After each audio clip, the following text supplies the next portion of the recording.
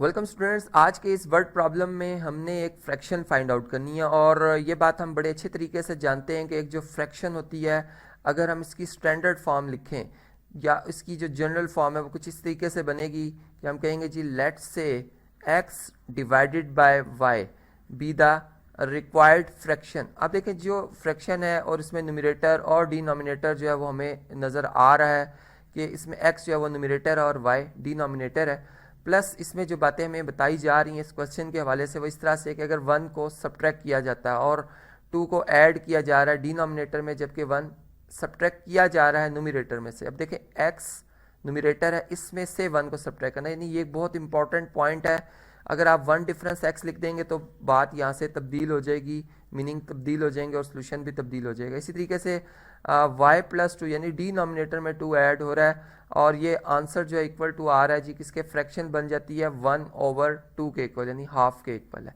ठीक है, यहाँ पर हम 1/2 लिखेंगे। इस तरह से ये फर्स्ट इक्वेशन हमारे पास कंप्लीट होती है। अब देखें अगर इस इक्वेशन पे गौर करें तो इसमें 2 वेरिएबल्स हैं, जबकि ये बात हम जानते हैं कि जब भी हमारे पास 2 अननोन क्वांटिटीज़ होती हैं तो उनमें इक्वेशंस की तादाद भी 2 होनी चाहिए, तभी हम उस सिस्टम से सोल्यूशन फाइंड कर सकते हैं। इसी तरह से अगर हम फर्दर रीड करें इस स्टेटमेंट को तो इसमें से ये पता चलता है कि फ्रैक्शन 2/3 हो जाती है, 1/2 से कन्वर्ट हो जाएगी जी 2/3 में। और ये कब कन्वर्ट होगी 2/3 में?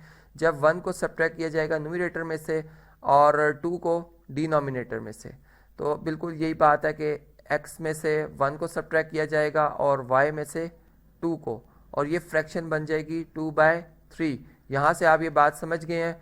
और अब देखें, अब हमने इन दोनों इक्वेशंस को, चूंकि हम इनकी मदद से इस वर्ड प्रॉब्लम को सॉल्व करने जा रहे हैं, तो सबसे पहले इन्हें साइमल्टेनियस जो है लीनियर इक्वेशंस में इन 2 वेरिएबल की शेप में हम कन्वर्ट करेंगे, यानी दोनों इक्वेशंस को स्टैंडर्ड फॉर्म में लाएंगे जी। और इसके लिए हमें क्या वर्क करना पड़ेगा इसको समझते हैं।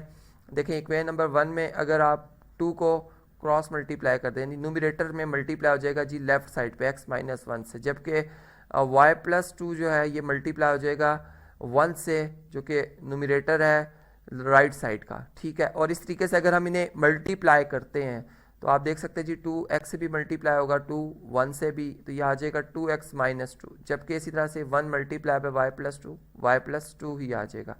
और यहाँ से हमें काम कर सकते हैं जी, y को मैं सेपरेट करना चाह रहा हूँ, मैं इस 2 को शिफ्ट करूँगा राइट साइड पे, -2 आ जाएगा इक्वल टू y।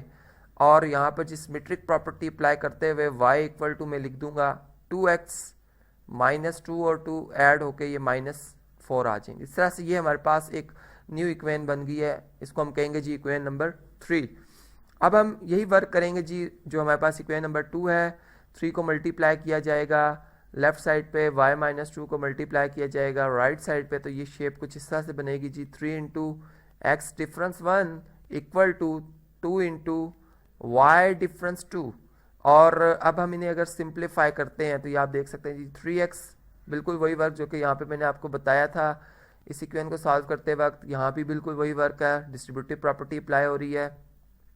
और मज़ीद हम ये कर सकते हैं जी, अब तमाम टर्म्स को मैं लेफ़्ट साइड पे शिफ्ट कर रहा हूँ और ये आप देख सकते हैं ये -2y आ जाएगा, यहाँ पे +2y है, यहाँ पे शिफ्ट होगा ये -2y आ जाएगा। इसी तरह -3 है, -3, यहाँ पर क्या आ जाएगा जी +4 आ जाएगा। और अब मज़ीद अगर सिंप्लीफाई करें तो 3x - 2y + 1 इक्वल टू 0 आ जाता है।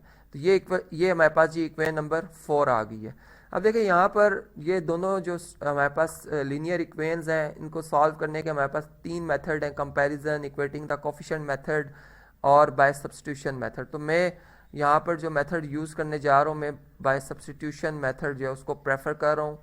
इस क्वेश्चन के लिए मैं इसे यहाँ पे इस्तेमाल करूँगा और इसमें मैं क्या करूँगा जी, मैं सब्स्टिट्यूट करूँगा बाय सब्स्टिट्यूटिंग। यहाँ पर मैंने ऊपर मेथड का नाम लिखा, अब हम उसमें जो वर्क होता है उसको लिख रहे हैं जी बाय सब्स्टिट्यूटिंग।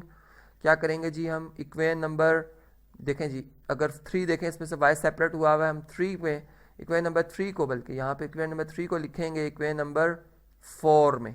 और अब यहाँ पे इक्वेशन नंबर 4 को मैं लिखूंगा जी पहले 3 इंटू x-2 इंटू y की, ये देख सकते हैं आप स्पेस छोड़ दिया, +1 इक्वल टू 0 आ रहा है। और y की वैल्यू अगर आप देखें तो 2x - 4 है, यहाँ पर हम लिखेंगे जी 2x - 4। और अब हम इसे ज़रा सिंप्लीफाई करते हैं जी, देखते हैं क्या वैल्यू आती है हमारे पास। 3x माइनस 2 इंटू 2 4x आ जाएगा, with negative sign, minus into minus plus आ जाएगा, 2 4 ज़ार 8 प्लस 1 इक्वल टू 0। और यहाँ से अगर हम 4x में से 3x का डिफरेंस लें तो ये नेगेटिव x आता है, प्लस 9 इक्वल टू 0, और x को अगर हम राइट साइड पे शिफ्ट कर लें तो यहाँ से x इक्वल टू 9, यानी x की वैल्यू यहाँ से हमें मिल गई है। अब हम इसे लिखेंगे जी, किसमें लिख सकते हैं हम इसे, इक्वेशन नंबर 3 में लिखते हैं जी। 3 से बिल्कुल हमारे लिए बड़ा आसान है फाइंड करना, यानी हम किसी भी इक्वेशन में लिख सकते हैं, यहाँ पर हमारे पास चॉइस है। लेकिन y में अगर हम इसमें लिख देते हैं थर्ड इक्वेशन में तो यहाँ से वैल्यू जल्दी मिल जाएगी हमें। यहाँ पे देख सकते हैं आप जी, x की जगह हम क्या रिप्लेस करेंगे, 9 को रिप्लेस कर देंगे चूँकि 9 के इक्वल है।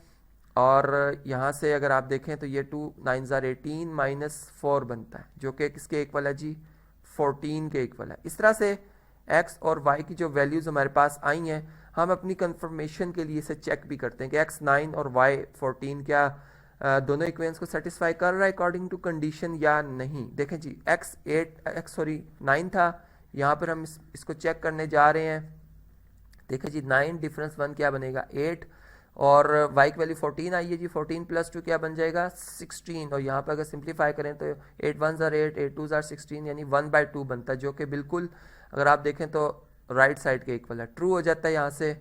इसी तरह अगर हम इस इक्वेशन को, इसको भी अगर हम चेक करते हैं तो यहाँ से आप देख सकते हैं जी, x 9 था, 9 माइनस 1 क्या आता है जी, 8, जबकि y जो है हमारे पास है 14 है, 14 डिफरेंस 2 क्या आ जाएगा, 12। और यहाँ पर अगर आप 4 के टेबल से सॉल्व करें तो 4 2 ज़ार 8, 4 3 ज़ार 12, यानी 2/3, जो कि बिल्कुल 2/3 के इक्वल है, ट्रू है। तो यहाँ से हमें ये कंफर्म हो गया कि हमने जो वर्क किया वाकई वो इन दोनों इक्वेशंस को सेटिस्फाई कर रहा है, x और y की वैल्यू। तो अब हम यहाँ पर चूँकि हमें एक फ्रैक्शन मालूम करनी थी, हम लास्ट में लिखेंगे जी देयरफॉर रिक्वायर्ड फ्रैक्शन इज़, और वो फ्रैक्शन जो थी मैंने आपको बताया था जी x/y थी।